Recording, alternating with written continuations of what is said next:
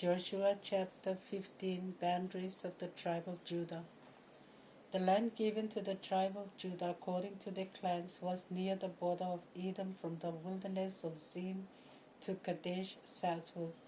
Their southern border began at the end of the Dead Sea, went south from the ascent of Akrabim, and crossed through Zin. It went south of Kadesh Barnea, past Hezron, went out to Adar, and from there turned toward Karka. Skirted Asmon, came out at the stream of the border of Egypt, and ended at the Mediterranean. On the east, the border was formed by the Dead Sea as far as the mouth of the Jordan. On the north, the border began from the bay of the sea at the mouth of the Jordan. This border went up to Beth Hogla, passed through the north of Beth Arabah, and reached the stone of Bohan, son of Reuben. The border then went up to Debir from Akor Valley, and turned north toward the circle of stones opposite the ascent of Adumim, south of the valley. The border went on to the waters of En-Shemesh and ended at En-Rogel. Then it went on up the Ben Hinnom valley on the south side of the hill, where the Jebusite city, that is to say, Jerusalem, was situated. The border then climbed to the top of the mountain on the west side of Hinnom valley, and at the northern end of the plain of Rephaim. From the mountain the border bent toward the source of the waters of Nephtoah, passed from there toward Mount Ephron, and then turned toward Bala, that is to say, Kiriath-Jearim. From Bala the border bent westward to the mountain country of Seir, went on the northern side of Mount Jearim, that is to say, Chesalon, went down to Beth Shemesh and through Timnah, reached the north side of Ekron, turned toward Shikkeron, passed by the hill of Bala, then on to Jabneel, and ended at the Great Sea. The western border was the Great Sea itself. This was the border that enclosed the lands given to the clans of the tribe of Judah. Caleb, son of Jephunneh, was given part of the territory of Judah, as the Lord had commanded Joshua to do. Joshua gave him Kiriath-Arba, the chief city of the father of Anak, which is now Hebron. Caleb drove the descendants of Anak out of it, the clans of Shishai, Ahiman, and Talmah. From there he marched up to attack the people living in Debir, the name of which was once Kiriath-Sepher. Then Caleb said, "To the man who conquers and captures Kiriath-Sepher, I will give my daughter Achbah as wife." Othniel, son of Kenaz, Caleb's brother, conquered the city. Caleb gave him his daughter Achbah in marriage. When she came to her husband, he urged her to ask her father for a field. When she alighted from her donkey, Caleb asked her, "What do you want?" She answered, "Grant me a favor, since you have assigned me to the wilderness in the Negev. At least grant me some springs of water." So he gave her the upper springs and the lower springs. List of the cities of Judah. This was the land given to the tribe of Judah according to their clans. These are the furthermost towns of the tribe of Judah toward the boundary of Edom in the Negev: Kabzeel, Eder, Jagur, Kina, Dimon, Adada, Kedesh, Hazor, Isnan, Ziph, Telem, Bealoth, Hazor Hadattah, Kerioth Hezron, that is to say, Hazor, Amam, Shema, Molada, Hazagadah, Heshmon, Beth Pelet, Hazar Shual, Beersheba, Biziothia, Bala, Lim, Esem, El-Tolad, Chesil, Hormah, Ziklag, Madmana, Sansana, Lebaoth, Shilhim, Ain, and Rimmon. In all 29 towns with their outlying villages. In the lowlands there were 14 towns with their villages: Eshtaol, Zorah, Ashna, Zanoath, En-Ganim, Tapua, Inam, Jarmuth, Adullam, Soko, Azekah, Sharem, Adathaim, Gedera, and Gederothaim, altogether 14 towns with their outlying villages. Zinan, Hadashah, Midalgad, Dilian, Mispe, Joktheel, Lachish, Boscath, Eglon, Kabon, Lamas, Chitlish, Gederoth, Beth-dagon, Nama, Makeda, altogether 16 towns with their outlying villages. Libnah, Esa, Ashan, Itha, Asnath, Nesib, Kela, Ashjib, Marasha, altogether 9 towns with their outlying villages. Ekron with its towns and villages near Ashdod. From Ekron to the sea, all the towns that lie alongside Ashdod and their villages. Ashdod and Gaza with their towns and villages as far as the stream on the border of Egypt and the Mediterranean Sea. In the highlands, Shamir, Jatir, Soko, Dana, Kiriath Sana, which is now Debir, Anab, Eshtemoth, Anim, Goshen, Holon, Gilo, 11 towns with their outlying villages. Arab, Duma, Ishan, Janum, Beth Tapua, Africa, Humta, Kiriathaba, which is now Hebron, Zor, 9 towns with their outlying villages. Maon, Carmel, Ziph, Judah, Jezreel, Jokdeam, Zanoah, Cain, Gibeah, Timnah, 10 towns with their outlying villages.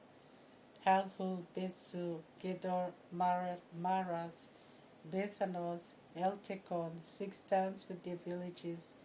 Tekoa, Ephrathah, which is now Bethlehem, Peor, Etam, Kulam, Tatam, Soris, Karem, Galim, Betha, Manaj, 11 towns with the outlying villages. Kiriath Baal, which is now Kiriath Jearim, and Rabbah, 2 towns with their outlying villages. In the wilderness, Beth Araba, Midim, Sekaka, Nibshan, the city of salt, and Gedi, 6 towns with the outlying villages. But the people of Judah could not drive out the Jebusites who lived in Jerusalem. The Jebusites lived there side by side with the sons of Judah, as they still do today. Psalm 95, an invitation to worship. Come, let us sing to the Lord. Let us make a joyful song to the rock of our salvation. Let us come before him giving thanks. Let us acclaim him with music and song. For the Lord is the great God, the great King above all gods. In his hand are the depths of the earth, and the mountain heights belong to him. The sea is his, for he made it, and his hands gave shape to the dry land. Come, let us bow down and worship, kneel before the Lord our Maker. He is our God, and we are the people he pastures, the flock he guides. If only you would listen to his voice today. Do not be stubborn as at Meribah, as on that day at Massah in the desert, when your fathers challenged me, even though they had seen my deeds. For 40 years that generation wearied me, and I said, they are a people of disloyal heart, they have not known my ways.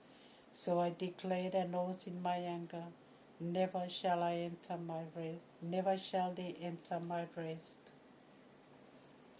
Luke chapter 8, verse 26 to 56. The Gerasene demoniac. Jesus and his disciples sailed on to the territory of the Gerasenes, which lies on the shore facing Galilee. As Jesus stepped ashore, a man from the town approached him. This man had demons to him, and for a long time had gone without clothes. He would not live in a house, but stayed among the tombs.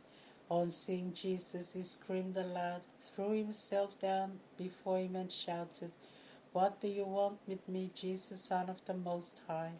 I beg you, do not torment me." For Jesus had ordered the evil spirit to leave the man. This spirit had seized him many times, and even though he had been bound with ropes and chains and kept under control, He would then suddenly break the chains and be driven by this evil spirit out into the desert. When Jesus asked him, "What is your name?" the man said, "My name is Legion, because many demons had entered into him." And they begged Jesus not to command them to go into the abyss. A large herd of pigs was feeding nearby on the hillside, so the demons begged him to let them enter into the pigs. When Jesus let them go, the demons left the man and entered the pigs, and the herd rushed down the cliff into the lake and was drowned.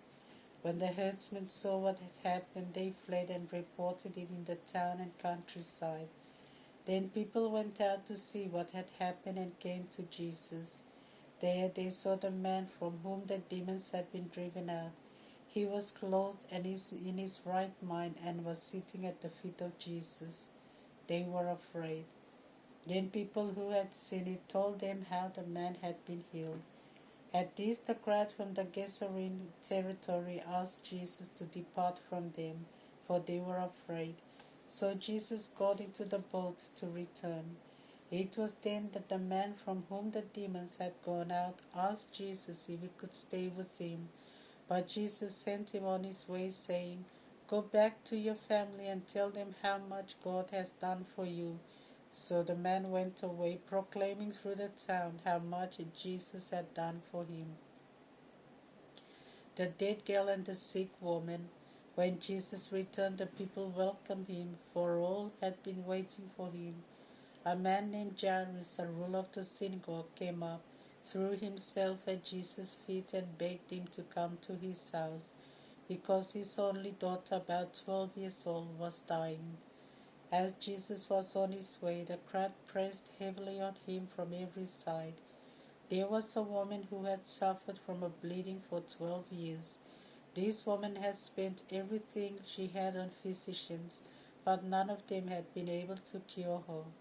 Now she came up behind Jesus and touched the fringe of his cloak, and her bleeding stopped at once. Then Jesus asked, "Who touched me?" Everyone denied it, and Peter said, "Master, the crowd is pushing all around you." But Jesus said, "Someone touched me, for I felt power go out from me."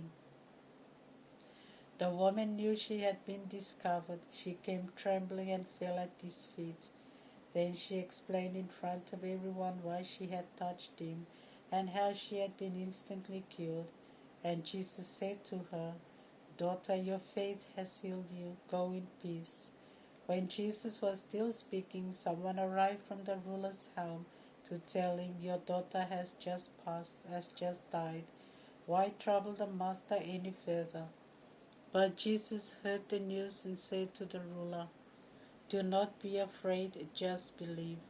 When he entered the house, Jesus allowed no one to go with him except Peter, James, and John, as well as the father and the mother of the child.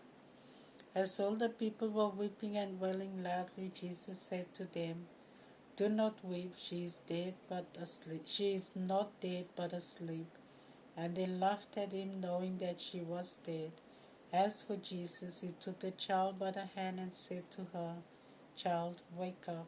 And her spirit returned, and she got up at once. Then Jesus told them to give her something to eat. The child's parents were amazed, but Jesus ordered them not to let anyone know what had happened.